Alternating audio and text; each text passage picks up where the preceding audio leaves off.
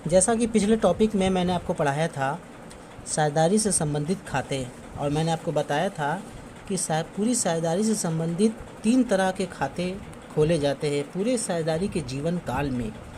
पहले खाते होते हैं मूलभूत खाते, जो प्रतिवर्ष बनाए जाते हैं, जिनको बनाना अनिवार्य होता है, जिन्हें बिना बनाए कोई भी साझेदारी संस्था आगे नहीं बढ़ सकती। दूसरे खाते होते हैं पुनर्गठन संबंधित खाते, जिसमें मैंने बताया था ये खाते हमेशा नहीं बनते हैं। ये खाते बनते हैं किसी साझेदार के एडमिशन होने पर, किसी साझेदार के रिटायरमेंट के समय, या किसी साझेदार के डेथ के समय बनते हैं। ये हर वक्त नहीं बनते। तीसरे खाते होते हैं समापन, यानी कि जब साझेदारी फर्म बंद हो जाती है तो बंद होने पर भी बहुत सारी लेखांकन कार्यवाही करनी पड़ती है, बहुत सारे लेखांकन खाते खोलने पड़ते हैं, तो उस समय ये बनाए जाते हैं। आज के टॉपिक में हम चर्चा करेंगे मूलभूत खाते के, यानी कि पार्टनरशिप अकाउंट फंडामेंटल में, यानी कि वह खाते जो प्रतिवर्ष बनाए जाते हैं, जिनको बनाना अनिवार्य सा होता है, बिना बनाए इसके कार्य ही नहीं हो सकता, साझेदारी फर्म चल ही नहीं सकती। वो 2 कैटेगरी में उनको बांटा गया है। देखिए, साझेदारी में 2 लोग होते हैं, एक साझेदार होते हैं और एक होता है फर्म। एक तो फर्म होता है, जो साझेदार मिल के चलाते हैं, जिसका कोई नाम होता है, जैसे ABC कंपनी या ABC फर्म, कुछ भी नाम हो सकता है। और एक होते हैं उस फर्म में काम करने वाले, उस फर्म के ओनर या उस फर्म के पार्टनर्स होते हैं। 2 लोग होते हैं, तो जाहिर सी बात है लेखांकन भी 2 तरह की होती है। एक फर्म का लेखांकन होता है जिसमें अंतिम खाता बनता है। अंतिम खाता किसका बनता है? फर्म का बनता है, किसी इंसान का नहीं बनता। पूरे फर्म को वो डेडिकेट है, पूरे फर्म को वो इंडिकेट करता है, पूरे फर्म की दशा निर्धारित करता है, पूरे फर्म का परिणाम बताता है कि फर्म को कितना लाभ हानि हुआ या फर्म की स्थिति क्या है। और एक तरफ है साझेदार से संबंधित खाते भी अलग बनते हैं, फर्म से संबंधित खाते अलग बनते हैं। आपने पिछली कक्षा में आपने पढ़ा था, कक्षा 11 में, एकल व्यापार। और एकल व्यापार में क्या होता है? कोई एक आदमी द्वारा चलाया जाता है, जितना लाभ हानि होता है वह स्वयं ले लेता है, जो रिस्क होता है स्वयं सहता है, सारी कार्यवाही स्वयं करता है, सारा प्रोसेस स्वयं करता है, वो खुद का मालिक होता है, पूरी पूंजी उसकी होती है, पूरा लाभ उसका होता है। इस टाइप का व्यापार होता है एकल व्यापार। और ये लोग भी अंतिम खाता बनाते हैं। 11 में जो आपने अंतिम खाता पढ़ा था वो एकल व्यापार, यानी कि एक मालिक द्वारा चलाए जाने वाला व्यापार, उसी का अंतिम खाता आपने 11 में पढ़ा था। अब 12 में आप क्या पढ़ने जा रहे हैं? साझेदारी के खाते। तो साझेदारी में तो एक आदमी तो होते नहीं हैं, साझेदार होते हैं कम से कम 2 और मैक्सिमम 50, जैसा कि मैंने पिछले टॉपिक में आपको बताया भी है, सब आपको पता है। तो मैं यही बताना चाह रहा हूँ, साझेदारी संस्था में 2 तरह के लोग होते हैं। एक होता है फर्म, जिसका अपना आंकड़ा होता है, अपना प्रॉफिट एंड लॉस होता है, अपनी पोजीशन होती है। और एक होते हैं साझेदार, जिनका अपना कुछ पूंजी होते हैं, कुछ उनके भी लेन देन होते हैं, जिन्हें अलग रखा जाता है। तो हम सबसे पहले चर्चा करते हैं कि साझेदारी खाते में, साझेदारी फंडामेंटल में कौन कौन से खाते बनाए जाते हैं। तो कौन कौन से खाते बनाए जाते हैं, यहाँ आप देख सकते हैं। मैंने यहाँ पे 2 कैटेगरी में बांटा गया है। एक फर्म के खाते, जिसमें फर्म अपना ट्रेडिंग बनाती है, साल के अंत में PL बनाती है, PL एप्रोप्रिएशन और बैलेंस शीट। आपको देख के ये आपको समझ में आया होगा कि पिछले 11 कक्षा में आपने ट्रेडिंग अकाउंट, PL अकाउंट और बैलेंस शीट आप ऑलरेडी पढ़ चुके हैं। यहाँ भी सेम वैसे ही हैं, जैसे एकल व्यापार वाले अपना अंतिम खाता बनाते हैं, सब कुछ वैसे ही होता है, कुछ भी फ़र्क नहीं होता। बस फ़र्क इतना होता है कि इसमें साझेदार होते हैं, इसमें एक लोग नहीं होता, इसमें कोई एक व्यापारी नहीं होता, इसमें कोई एक मालिक नहीं होता, बल्कि इसमें 1, 2 या 2 से अधिक लोग होते हैं। इसीलिए एक नया खाता आप यहाँ पे देख रहे हैं, जिसका नाम है PL एप्रोप्रिएशन अकाउंट। 11 में आपने 3 अकाउंट के बारे में आप पढ़ चुके हैं, 12 में आपको खाली बस PL एप्रोप्रिएशन अकाउंट पढ़ना है। और आज के टॉपिक में हम इसी खाते की चर्चा करने वाले हैं, PL एप्रोप्रिएशन अकाउंट। इसे हिंदी में कहते हैं लाभ हानि नियोजन खाता या लाभ हानि बंटवारा खाता भी इसे कहते हैं। तो आइए जानते हैं सब। आज के टॉपिक में बस हम इसी खाते की चर्चा करेंगे। ये खाता क्या होता है, कैसे बनता है, इसी के बारे में आज चर्चा होगी। तो आइए देखते हैं। देखिए यहाँ मैंने आपको दो कैटेगरी है, एक फर्म से संबंधित अंतिम खाते और एक है साझेदारों के खाते। तो साझेदारी फर्म के अंतिम खातों में आप ये देख रहे हैं 3 खाते बनते हैं और एक विवरण पत्र है, बैलेंस शीट है, वो है ट्रेडिंग अकाउंट पहले नंबर पे, दूसरे नंबर पे पीएल अकाउंट, तीसरे नंबर पे पीएल अप्रोप्रिएशन अकाउंट, चौथे नंबर पे बैलेंस शीट। और यहाँ आप दूसरी कैटेगरी देख रहे हैं साझेदारों के खाते, इसमें पूंजी खाते, यानी कि साझेदारी फंडामेंटल में, पार्टनरशिप फंडामेंटल में 2 तरीके के अकाउंट बनते हैं। एक फर्म अपना अंतिम खाता बनाते हैं जिसमें 4 चीज़ें बनती हैं और साझेदार अपना पूंजी खाता बनाते हैं। बस यही 2 आपको फंडामेंटल में पढ़ना है। और साझेदार जो फर्म बनाते हैं उसमें पीएल एप्रोप्रिएशन अकाउंट आप कक्षा 11 में नहीं पढ़ पाए हैं, इसीलिए क्योंकि साझेदारी 11 में नहीं था। साझेदारी से संबंधित खाते कक्षा 12 में हैं, इसीलिए यहाँ ये खाता आपको अलग से पढ़ाया जाएगा। इसके बारे में आज हम चर्चा करेंगे। तो चलिए चलते हैं। देखिए पीएल एप्रोप्रिएशन अकाउंट क्यों बनता है, पहले आप ये समझ लीजिए। देखिए जब एकल व्यापार में जब अंतिम खाता बनता है, उसमें ट्रेडिंग अकाउंट बनता है, तो उसमें ग्रॉस प्रॉफिट आता है। आपको पता है सकल लाभ जिसे कहते हैं। वो सकल लाभ हम लोग प्रॉफिट एंड लॉस अकाउंट में ले जाते हैं। फिर उसके बाद प्रॉफिट एंड लॉस अकाउंट में जब ले जाते हैं, उसमें से खर्चों को घटाते हैं, तो उसमें हमें प्राप्त होता है शुद्ध लाभ। शुद्ध लाभ ऐसा लाभ जिसमें कोई भी खर्च घटाना बाकी नहीं है। वो फर्म का या कंपनी का अपना लाभ होता है। ठीक है, तो ये शुद्ध लाभ कब आता है? शुद्ध लाभ पीएल अकाउंट बनाने के बाद आता है। लेकिन एकल व्यापार जो होता है, एकल व्यापार जो एक आदमी द्वारा चलाया जाता है, उसमें पीएल के बाद बैलेंस शीट बनाया जाता है। पीएल एप्रोप्रिएशन अकाउंट नहीं बनाया जाता है। किसमें? एकल व्यापार में। लेकिन साझेदारी में एक नया खाता बनता है।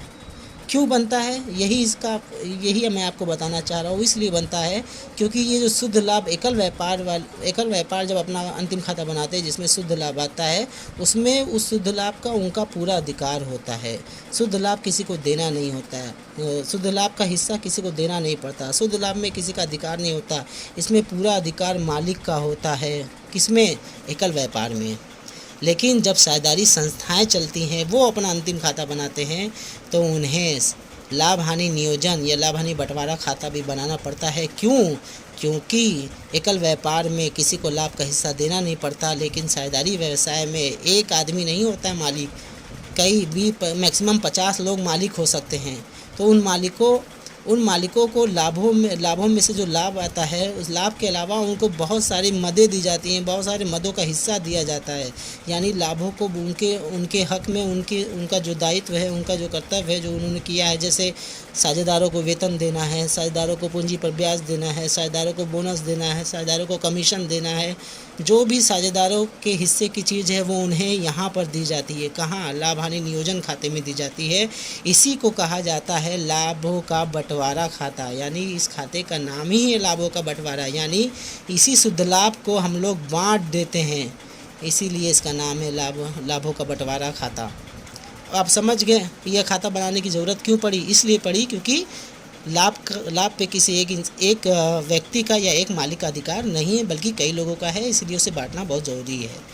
अब दूसरी बात, इस खातों को समझने के पहले आपको ये समझना पड़ेगा, 2 शब्दों को समझना बहुत ज़रूरी है। एक है लाभों पर प्रभार, चार्ज अगेंस्ट प्रॉफिट, और एक है लाभों का बंटवारा, डिस्ट्रीब्यूशन ऑफ प्रॉफिट।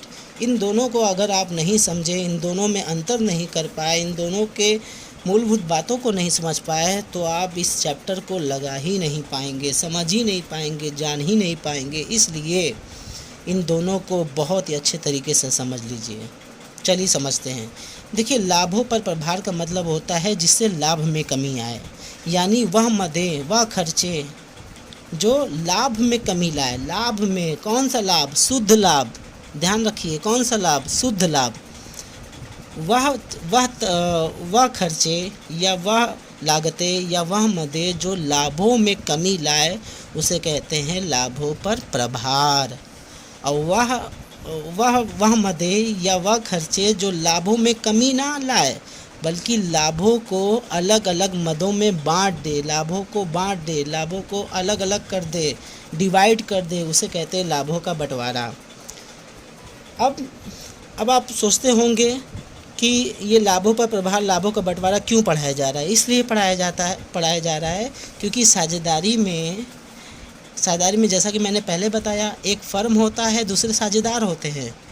तो फर्म के जो खर्च होते हैं, फर्म जो व्यवसाय करता है उसका जो खर्च होता है, वो सारे खर्च लाभों पर प्रभार माने जाते हैं। और साझेदारों से जुड़े हुए जो खर्च हैं, जैसे साझेदारों को वेतन देना, साझेदारों को बोनस देना, साझेदारों को कमीशन देना, साझेदारों को पूंजी पर ब्याज देना, या साझेदारों को कुछ और देना, ये सारी मदें साझेदार से जुड़े होते हैं।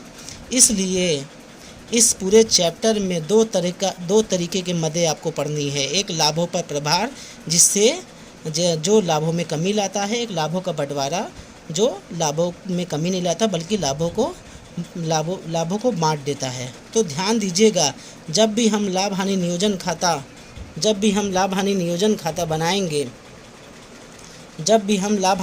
खाता बनाएंगे, हम इस बात का ध्यान रखेंगे, इस लाभ हानि नियोजन खाते में केवल यही मदें जाएंगी।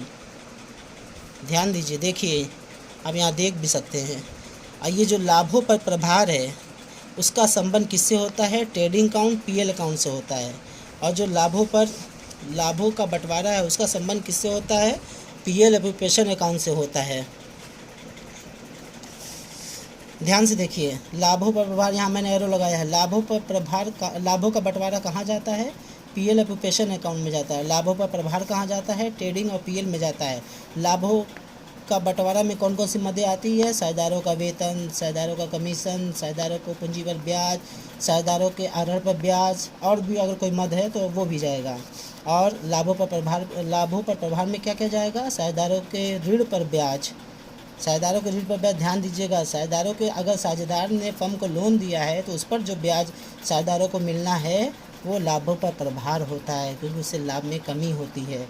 और साझेदार फर्म से या व्यवसाय से संबंधित खर्च, यानी साझेदारी व्यापार में जितने खर्च होंगे, नॉर्मल खर्च, वो सब लाभों पर प्रभार माने जाएंगे। जैसे वेतन देखिए, वेतन अगर कर्मचारी को दिया जाएगा तो लाभों पर प्रभार होगा। अगर वेतन साझेदार को दिया जाएगा तो लाभों का बंटवारा होगा। आप समझ गए होंगे। एक ही वेतन अगर कर्मचारी को दिया जाए, जो फर्म में काम करते हैं लोग, बाहरी लोग, तो वो वेतन जाएगा पीएल में। अगर यही वेतन साझेदार को दिया जाए तो वो पीएल में नहीं जाएगा।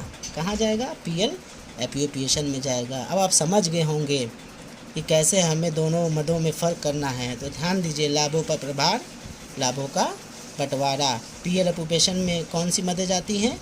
जो लाभों का बंटवारा होती है। लाभों का बंटवारा कौन कौन सी होती हैं? ये साझेदारों का वेतन, साझेदारों का कमीशन, साझेदारों को पूंजी पर ब्याज, साझेदारों के आधार पर ब्याज वगैरह और भी चीज़। खैर, अब आपको मैं ये बताने जा रहा हूँ कि लाभों का नियोजन खाता है क्या। देखिए, लाभों का नियोजन खाता क्यों बनाया जाता है?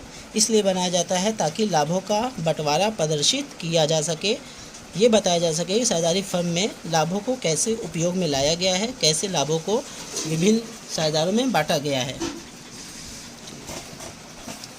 तो अब ध्यान दीजिए, देखिए जैसा कि मैंने आपको यहाँ बताया कि ट्रेडिंग अकाउंट बनता है, पीएल बनता है, पीएल में नेट प्रॉफिट आता है, नेट प्रॉफिट पीएल एप्रोप्रिएशन में। देखिए यहाँ जो शुद्ध लाभ है वही है। सबसे पहले शुद्ध लाभ जो पहले से मिला होगा उसे हम कहाँ ले जाएंगे? लाभ हानि नियोजन खाते में ले जाएंगे और यहाँ पे उसे लिख देंगे।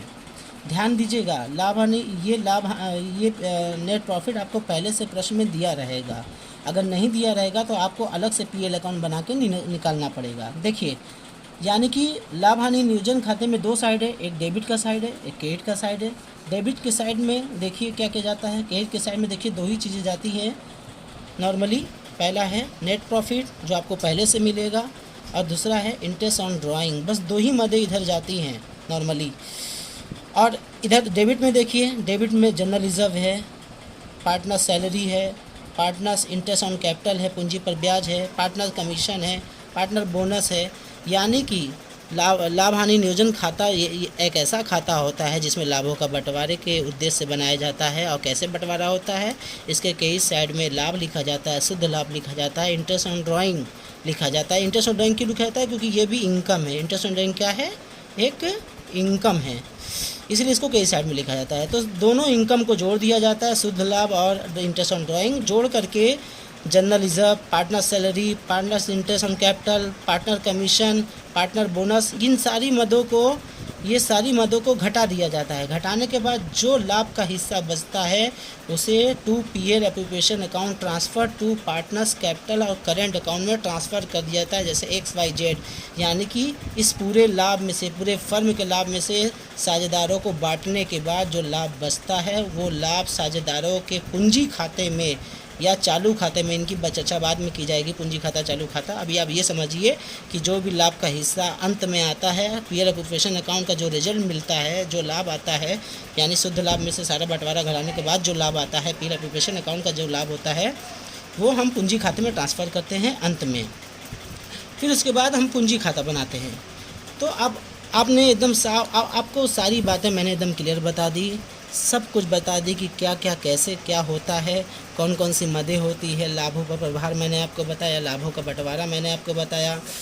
और देखिए यहाँ पे मैंने लिखा हुआ है एकल व्यापार ट्रेडिंग पीएल बैलेंस शीट। आपको मैंने पहले ही बताया कि ये लोग तीन ही चीज़ बनाते हैं। और साझेदारी व्यापार में 2 या 2 से अधिक लोग होते हैं, इसलिए ट्रेडिंग पीएल। एक देखिए नया खाता जो मैंने अभी आप चर्चा की वही यहाँ पे लिखा हुआ है। मैंने यहाँ पे बहुत ही संक्षेप में, बहुत ही अच्छी तरीके से समझाने की कोशिश की। सारी मदों को इस एक चार्ट में मैंने आपको बता दिया, बस आपको ध्यान देना है। और एक बात और समझने वाली है वो ये कि अगर साझेदारों के बीच में कोई समझौता ना हो तो मैंने जो नियम आपको बताए हैं समझौता ना होने पर क्या क्या नहीं लिखा जाता वो आप ध्यान दीजिएगा। देखिए जब भी लाभ हानि नियोजन खाता बनाइएगा तो ऐसे में ध्यान ये देना है कि अगर समझौता नहीं हुआ है तो ये सब चीज़ें नहीं जाएंगी। ये सब चीज़ें तभी जाएंगी जब समझौते में लिखा हो या प्रश्न में लिखा हो। वो सब नियम मैं आपको पहले ही बता दिया हूँ, इसीलिए अब उस नियम को अगर आप नहीं पढ़ पाए हैं तो अच्छे से बढ़िया से सारे 1 से लेकर 13 टॉपिक पढ़ लीजिए। 1 से लेकर 12 टॉपिक, 13वां टॉपिक में मैंने आपको लाभ हानि नियोजन खाते के बारे में बता दिया। ठीक है, तो अब अगले टॉपिक में मैं आपको लाभ हानि नियोजन खाते से संबंधित कुछ प्रश्न बताऊंगा, जिससे आपको प्रैक्टिकली लगाना आपको सवाल आ जाएगा।